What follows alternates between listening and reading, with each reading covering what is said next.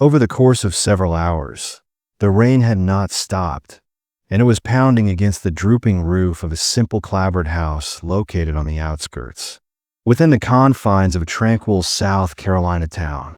Ellen Harper, a 55-year-old widow with gray-streaked hair and tired eyes, poured herself a mug of black coffee. Her hands trembled slightly, not from cold, but from the weight of another solitary morning. At 55, she'd grown accustomed to the quiet. Her daughter had moved to Charleston years ago, and her husband, Tom, a former police officer, had been gone for nearly a decade, taken by a heart attack. The house felt too big for one person, its creaks and groans louder than her own thoughts. But this morning, something felt different. As Ellen stepped onto her porch, cradling her steaming mug, a flicker of movement caught her eye near the rusted gate at the end of her gravel drive. There, standing in the downpour, was a dog, not just any dog, a German shepherd, tall and lean, his dark coat plastered to his frame, his eyes sharp and amber locked onto hers through the curtain of rain. Ellen's breath hitched. She knew that Stance Tom had worked with K-9 units for years, and this dog carried the same proud, unyielding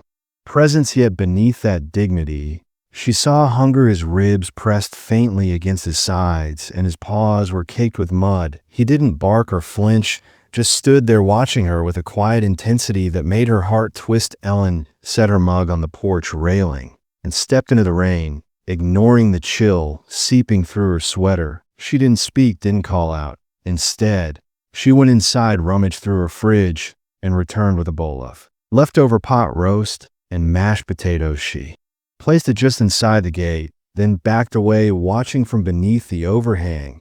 "You look like you've carried the world on your back," she whispered, her voice barely audible over the rain. The dog didn't move at first. Then, with measured steps, he approached the bowl and began to eat each bite deliberate, as if he were conserving strength. Ellen's chest tightened. There was something about him, something heavy, like he bore an invisible burden. When he finished, he lifted his head, meeting her gaze.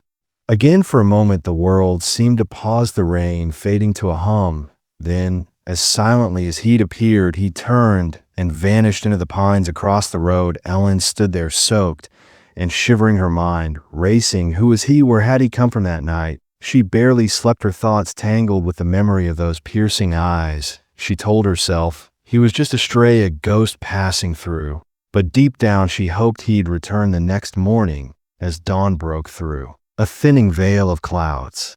Ellen opened her front door and froze there. He was sitting on her porch steps, his coat still damp, but his posture straight, almost regal. Her heart leapt, a mix of relief and curiosity flooding her chest. But he wasn't alone. At his side lay a bundle, and as Ellen stepped closer, her pulse quickened. The dog didn't move, didn't flinch, just watched her with that same unyielding calm. When she knelt beside him, her knees sinking into the wet, what she saw it, a weathered police badge, scratched and tarnished. Nestled in a torn scrap of uniform cloth beside it, wrapped in the fabric, was a tiny whimpering puppy no bigger than a loaf of bread. Its fur matted, and its eyes barely open. Ellen's breath caught her hands, trembling as she reached for the badge. Tears stung her eyes before she could name the feeling: grief, wonder, something deeper. The badge was like the one Tom used to wear, its weight familiar in her palm. The puppy stirred, letting out a soft cry, and Ellen's heart broke open. She looked at the shepherd, her voice cracking. "Who are you?" He didn't answer, of course, but his steady gaze felt like a promise, a message he'd carried across miles and years. Ellen scooped the puppy in her arms, cradling its fragile warmth, and carried it inside. The shepherd followed, his steps slow and deliberate, as if he'd been waiting for permission. She wrapped the puppy in a towel, whispering, "You're safe now, little one." The shepherd sat by the fireplace, his eyes scanning the room, once before settling, as if he had claimed the space long ago. Ellen placed the badge on her kitchen table, her fingers lingering on the cloth, and it was real, too real. The words spilled out like a reflex, and they were the same ones that she had used with her daughter when she was a short child. Her cold was halted by the name that was engraved on the back. Jay Carter's breath caught in her throat. James Carter was Tom's final partner before he passed away. A young cop who was partnered with AK-9 named Valor recalled Valor's dark coat and his steadfast attention on the task at hand. 5 years earlier, Carter had disappeared while the department was conducting a search operation in the low country forests. They referred to it as an accident and stated that he drowned in the river. However, there was no body, no dog, and no answers. Ellen's hand shook as she looked at the shepherd. "Is that you, Valor?" she whispered. The dog did not move when she approached him, but when she did, he lifted a paw and gently rested it on her arm.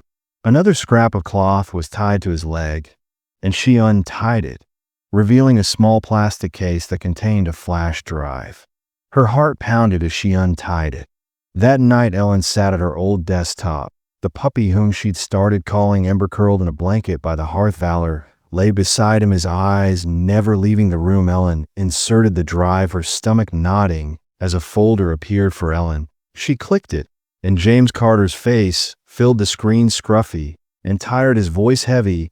"If you're watching this, Valor found you. I knew he would. Something's wrong with this mission, Ellen. They sent us out here alone. No backup, no explanation if I don't make it. Valor knows where to go. He remembers everything." Ellen's chest ached, tears blurring the screen. Carter spoke of a cover-up of evidence he'd hidden of a man named Colonel Robert Vance, who'd used K-9 units to move untraceable assets. He trusted Valor to deliver the truth, the final. Ellen slumped back in a numbing position as the video came to a close. It had been 5 years since Carter had vanished, and Valor had been carrying this weight by herself up until this point. The following morning, Ellen stood on her porch with a mug of tea warming her hands. The rain had stopped, and the sunlight was filtering through the pines. However, the weight of Carter's words pressed against her bravery. He sat beside Ember, his ears twitching at every sound. Ellen kneeled down and gently brushed her hand along his fur. "Why now, boy?" she asked in a soft voice. His eyes met hers, steady and sure, and she knew that the story was not yet over. Ellen opened another file from the drive, which contained a journal entry that was dated weeks before Carter's disappearance. She discovered another mark on a tree today, the same as it had been the previous month. She reported it, but they dismissed it. "We are being watched by something, and everybody is on edge." All of this information had not been included in the official report, according to another item, which detailed a discarded uniform that was buried near a creek and smeared with blood. Ellen's stomach twisted. The entries were printed out, with names, dates, and GPS coordinates highlighted. If Carter had been silenced, she owed it to both him and Valor to learn the truth. That afternoon, Ellen called Detective Laura Gaines, a friend of Tom's whom she hadn't spoken to in years. Laura was a strong and honest police officer who didn't back down when Ellen detailed everything, including the dog, the badge, and the drive. The voice of Laura was gloomy. "Be sure not to tell anyone else." When Valor was lying at the foot of Ellen's bed that night, she told her, "I'm coming tomorrow." Regardless of what Valor had brought to her doorway, it was not just a present, it was a warning. Ember curled up against him, and Ellen glanced at the ceiling. Her heart was racing. Laura showed up at noon, her boots making a crunching sound on the gravel. She had not changed her appearance much, with her short hair and piercing eyes. A no-nonsense air. Valor watched from the window, silent. "And still, that's a K-9 if I've ever seen one," Laura said as she stepped onto the porch. "He's more than that," Ellen responded by handing over the badge in addition to the cloth and the drive. They spent hours searching through the files, Laura's jaw tightening as she read Carter's words. "This wasn't in the report," she muttered. "They said it was a landslide, that he fell into the river." Ellen's voice was quiet. "They lied." Laura stood her coffee, untouched the coordinates in the journal. "They point to a spot deep in the forest. You up for a drive?" Ellen hesitated. She wasn't a cop, wasn't sure she was brave, but Valor's presence had stirred something in her, a resolve she hadn't felt in years. "I'm coming," she said. They left Ember with food and water. They drove for an hour, the road narrowing into a dirt route that was surrounded by dense wilderness. His faint whimper tugged at Ellen's heart as she closed the door, and Jack sprang into Laura's SUV. His movements were sure, as if he had been waiting for this occasion. After 30 minutes, Valor stopped, his nose hovering over the ground, and then he veered left off the trail into the trees.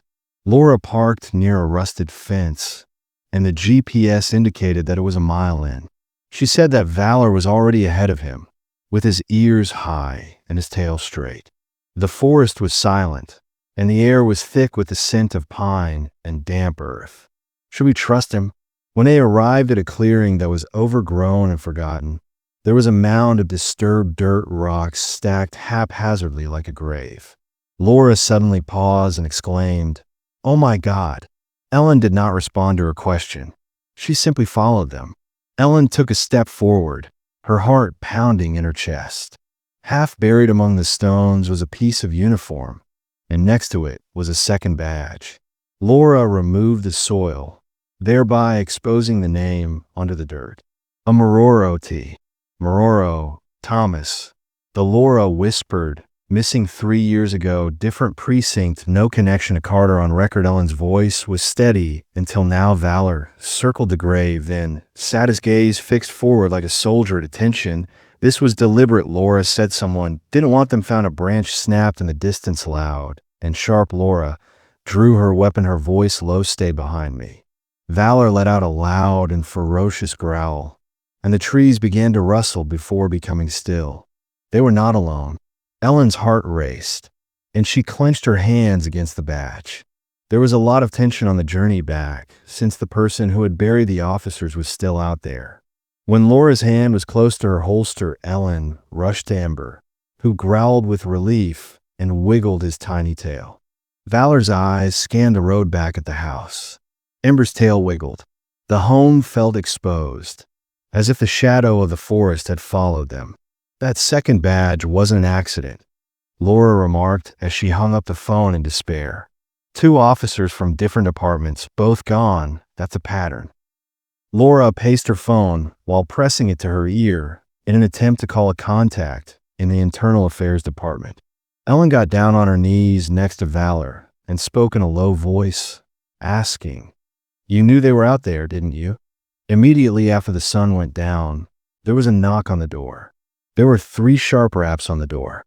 Laura froze, and Valor stood with his teeth bared. The knock came again, and this time it was even harder. Laura peered through the curtain, her eyes narrowing, and saw a man standing on the porch by himself, as if he owned it. Valor's growl became more intense. Laura opened the door with a crack, and there was a visible revolver at her side. "May I be of assistance to you?"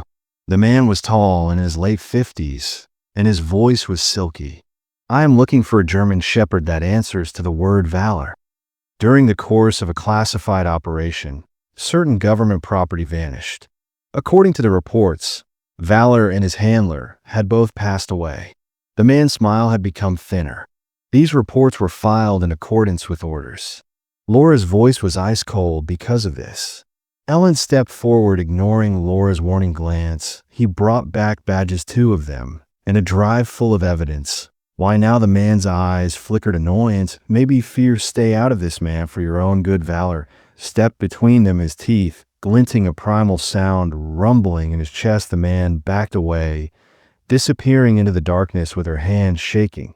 Ellen secured the door and sat down next to Valor and Ember. The puppy curled up on her lap. "They're coming back," Laura whispered in a low voice. "But we won't run," Ellen said with a nod while she was caressing Valor's fur. The faint whine that Valor let out just before dawn was not one of fear, but rather of longing. He stood staring at the door. Ellen touched his fur. "And I was wondering if you would like to show me?" As he approached the entrance, Ellen saw that he was not trying to sprint. Rather, he was completing something. Laura grabbed her jacket and said, "Let's go." They then followed Valor into the woods, where he led them to a moss-covered stump. Valor led them to the stump by pawing at the ground. Laura brushed away the leaves, revealing a sealed plastic bag that contained photos, documents, and a letter addressed to Laura. The photos showed men in uniform exchanging money, and the date was written in Carter's handwriting. Documents that were associated with Colonel Robert Vance in the letter. It was written, "Laura, if Valor finds you, I didn't make it. Vance is running covert deals using Kynes as couriers. Please don't let this die with me." A shout reverberated from the forest, and the sound of boots crashing through the bush brought them to us. After Laura drew her firearm, they fled Valor, which led them to an old ranger station for more investigation. Inside, Laura flipped a desk for cover and said, "If we hold them off, my car's system will ping dispatch." She added that she was standing by the entrance when she heard a voice shout out, "Give us the shepherd and we walk away."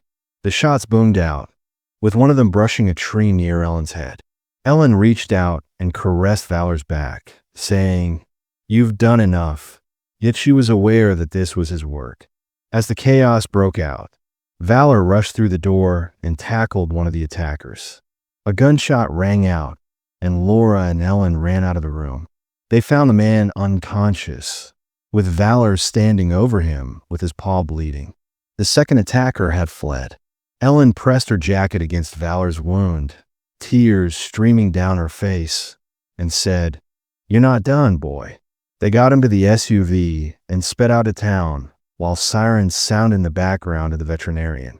An ex-military medic worked on Valor, promising to do everything he could. A few hours later, the veterinarian emerged and said that he was going to be okay. Ellen's legs buckled. As a result of Laura catching her, the evidence was confirmed. Vance was caught a few days later, and Valor returned home with his leg bandaged and his eyes still bright. Ember nuzzled him, and for the first time, Valor rested.